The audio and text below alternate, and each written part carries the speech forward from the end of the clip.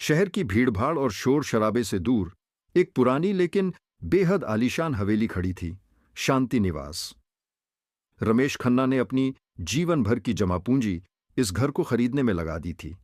उनका छोटा सा परिवार था, पत्नी सुधा और उनका 8 साल का बेटा आरव। घर बहुत बड़ा था, उसकी छतें ऊंची थीं, खिड़कियां पुराने जमाने की थीं और चारों तरफ एक घना बगीचा था। सुधा ने पहले दिन घर में कदम रखते ही कहा, रमेश, ये घर कितना शांत है, जैसे यहां वक्त रुक गया हो। रमेश ने मुस्कुराते हुए जवाब दिया, इसीलिए तो इसका नाम शांति निवास है। लेकिन उन्हें अंदाजा भी नहीं था कि यह खामोशी किसी बड़े तूफान से पहले की शांति थी। शुरुआत के 2 दिन सब कुछ सामान्य रहा। तीसरे दिन की रात को जब सब लोग रात के खाने डिनर के लिए बैठे, सुधा किचन से खाना लेकर आई। उसने गलती से मेज पर 4 थालियां लगा दी थीं। रमेश ने मजाक में कहा, सुधा, लगता है तुम्हें शहर के मेहमानों की याद सता रही है जो आज एक एक्स्ट्रा थाली लगा दी। सुधा ने हंसते हुए कहा, ओह, ध्यान ही नहीं रहा, मैं इसे अभी हटा देती हूं। सुधा पानी लेने के लिए किचन में गई, लेकिन जब वह वापस आई तो उसके पैर वहीं जम गए। चौथी थाली में रखी रोटी का एक टुकड़ा हवा में उठा और गायब हो गया, जैसे किसी ने उसे तोड़कर खा लिया हो।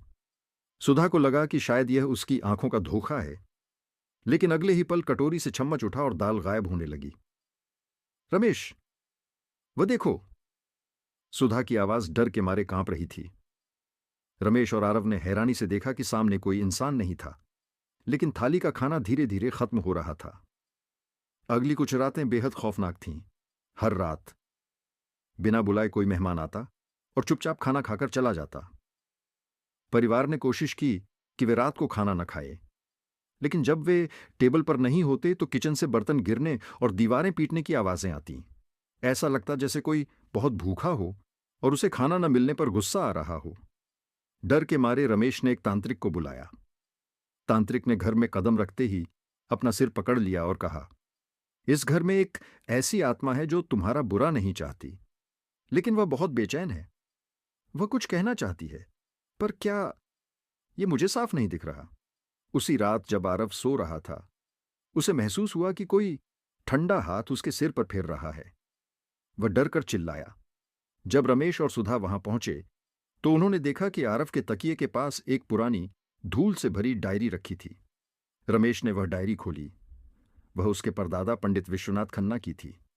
डायरी में लिखा था, मैं विश्वनाथ खन्ना इस घर की बुनियाद रख रहा हूं, लेकिन यह घर एक ऐसी जमीन पर है जहां हर एक 100 साल में पाताल गंगा, एक गुप्त नदी, अपना रास्ता बदलती है। जब वह नदी रास्ता बदलेगी तो पूरी जमीन धंस जाएगी। उस वक्त इस घर को सिर्फ वह शक्ति बचा सकती है जो यहां के चूल्हे का मान रखेगी। रमेश को याद आया कि उसके परदादा की मृत्यु इसी घर में हुई थी। डायरी के हिसाब से आज से ठीक 2 दिन बाद वह 100 साल का चक्र पूरा होने वाला था। वह अदृश्य मेहमान कोई भूत नहीं, बल्कि उनके परदादा की आत्मा थी जो उन्हें आने वाली मुसीबत से आगाह करने और बचाने आई थी। ठीक 2 दिन बाद रात के 12 बजे अचानक मौसम बदल गया। बिजली कड़कने लगी और जमीन तेज आवाज के साथ कांपने लगी। भूकंप इतना तेज था कि आसपास के पेड़ों की जड़ें उखड़ने लगीं। सुधा और आरव रोने लगे। रमेश ने घर से बाहर भागने के लिए दरवाजा खोलने की कोशिश की, लेकिन दरवाजा जैसे किसी ने बाहर से मजबूती से पकड़ रखा था। हमें बाहर जाने दो, घर गिर जाएगा, रमेश पागलों की तरह चिल्लाया। तभी पूरे घर में एक भारी और गूंजती हुई आवाज सुनाई दी, बाहर मत जाओ, बाहर मौत खड़ी है, घर के अंदर रहो और थाली लगाओ। सुधा समझ गई। उसने कांपते हाथों से मेज पर ढेर सारा खाना सजा दिया। जैसे ही खाना रखा गया, एक सुनहरी रोशनी पूरे घर में फैल गई। बाहर जमीन फट रही थी, सड़कें धंस रही थीं, लेकिन शांति निवास के ऊपर जैसे किसी ने एक अदृश्य सुरक्षा कवच रख दिया हो। उन्होंने देखा कि उनके परदादा की धुंधली सी आकृति मेज पर बैठी है। वह तेजी से खाना खा रहे थे और उनके हर निवाले के साथ घर की दीवारें और मजबूत होती जा रही थीं। सुबह हुई तो मंजर खौफनाक था। पूरे इलाके के घर जमींदोज हो चुके थे, लेकिन शांति निवास को एक खरोंच तक नहीं आई थी। रमेश, सुधा और आरव मेज के पास पहुंचे। वहां सारी थालियां खाली थीं, लेकिन मेज के बीचों बीच एक पुराना सोने का सिक्का रखा था और धूल पर उंगली से लिखा था, कल्याण हो। उस दिन के बाद से घर का डर हमेशा के लिए खत्म हो गया। अब सुधा हर रात डर से नहीं, बल्कि आदर और प्यार से एक अतिरिक्त थाली लगाती है।